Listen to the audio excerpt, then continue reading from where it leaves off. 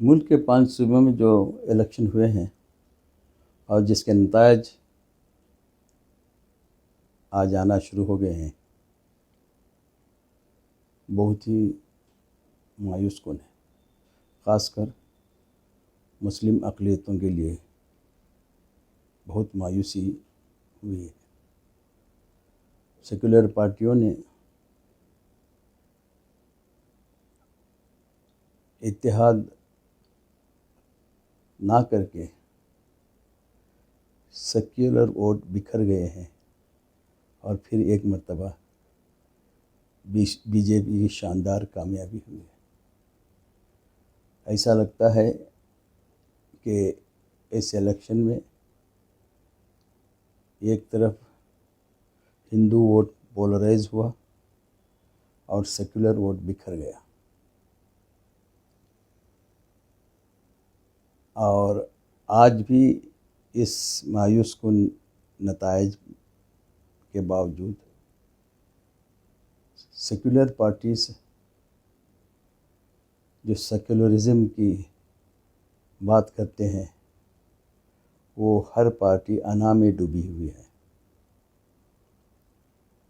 वो कोई एक नतीजे पर नहीं पहुंच रहे हैं कि हमको अगर अलग अलग लड़ेंगे तो बीजेपी को कभी भी ये हरा नहीं सकेंगे और बीजेपी मजबूत होती जाएगी और कम्युनलिज़म बढ़ता जाएगा। आज वक्त आ गया है कि कांग्रेस को इसमें बहुत बड़ा रोल अदा करना है, पूरे सेकुलर पार्टियों को एक प्लेटफार्म में लाने की।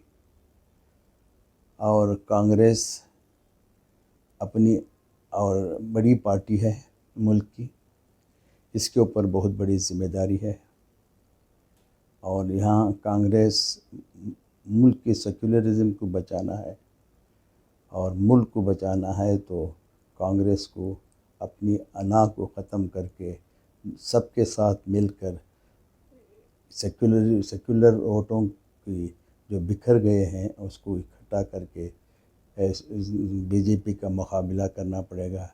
वरना ऐसा लग रहा है कि अक़लियतें जो जिस पर ये पार्टियां जो उनके पार्टियां जो अक़लियती लोग हैं जो सेकुलर पार्टियों में एतमाद रखे थे, वो खो देंगे और फिर पोलराइजेशन का जो एजेंडा बीजेपी का है वो मुकम्मल हो जाएगा। तो आज वक्त आ गया है कि पूरे political parties, secular political parties introspect करें और ख़ासकर कांग्रेस को इंट्रोस्पेक्ट करना बहुत ज़रूरी है।